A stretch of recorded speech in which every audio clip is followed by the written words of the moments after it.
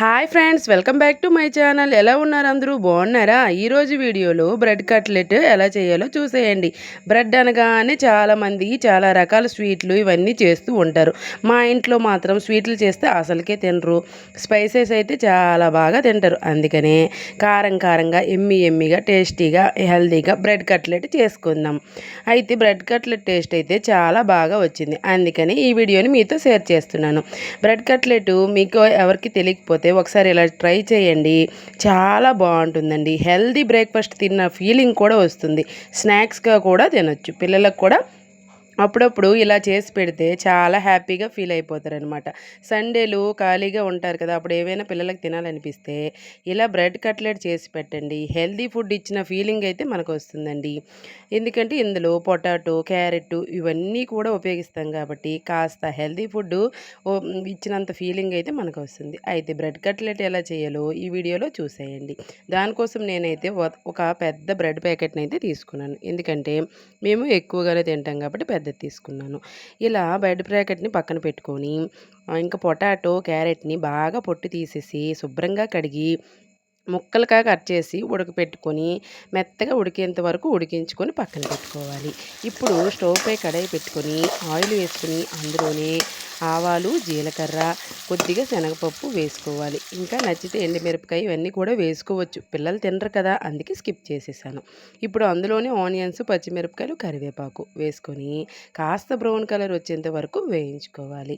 ఇలా వేగిపోయిన తర్వాత మనం ముందుగా ఉడికించుకున్న క్యారెట్, బంగాళదుంపల్ని ఇందులో యాడ్ చేసుకోవాలి. యాడ్ చేసుకొని కాసేపు కలుపుకోవాలి. కలుపుకున్న తర్వాత అందులో పసుపు వేసుకోవాలి. పసుపు వేసుకోవడం వల్ల కలర్ అయితే పొటాటోకి చాలా బాగుంటుంది. ఇందులోనే మనము తగినంత సాల్ట్ని కూడా యాడ్ చేసుకోవాలి. ఎందుకంటే మనం ఉడికించేటప్పుడు సాల్ట్ని యాడ్ చేసుకోలేదు.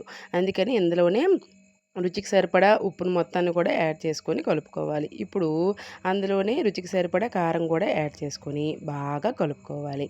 ఇలా మనం ఆలు ఫ్రై ఎలా చేసుకుంటామో అలా కలుపుకోవాలండి. ఇలా కలుపుకొని బాగా వేయించుకోవాలి. చూసారా, మన బ్రెడ్ కట్లోకి కర్రీ అయితే రెడీ అయిపోయింది. ఇప్పుడు బ్రెడ్ పీసెస్ తీసుకుందామా. ఒక ప్లేట్లో బ్రెడ్ పీసెస్ని ఒకటి కింద పెట్టుకోవాలండి. పెట్టుకొని అందులో మధ్యలో కూరని యాడ్ చేసుకోవాలి. ఇందులో కూర యాడ్ చేసుకున్న తర్వాత అన్నిటిలో కూడా కూరని యాడ్ చేసుకొని ఇంకో బ్రెడ్ పీస్ ఉంటుంది కదా, దాన్ని పైన పెట్టుకొని గట్టిగా ప్రెస్ చేసుకోవాలండి. గట్టిగా ప్రెస్ చేసుకొని ఇప్పుడు మళ్ళీ స్టవ్ పై పెనం పెట్టుకోవాలండి. పెనం పెట్టుకొని బాగా వేడయ్యాక ఆయిల్ వేసుకోవాలి. ఇలా ఆయిల్ వేసుకొని దానిపైన ఇప్పుడు రెండుగా పెట్టుకున్న బ్రెడ్ పీసులు మొత్తాన్ని కూడా వేసుకొని పెనం బాగా వేడవ్వాలి. అప్పుడే బ్రెడ్ అంటుకోకుండా ఉంటుంది. ఇలా వేడయ్యాక దానిపైన ఈ ముందుగా ప్రిపేర్ చేసుకున్న ఆ బ్రెడ్ కట్లెట్ని ఇందులో వేసుకొని రెండు సైడ్లు కూడా నార్మల్గా ఫ్రై చేసుకుంటూ ఉండాలి. రెండు వైపులు కూడా మరీ మార్చుకోకుండా ఫ్రై చేసుకోవాలండి.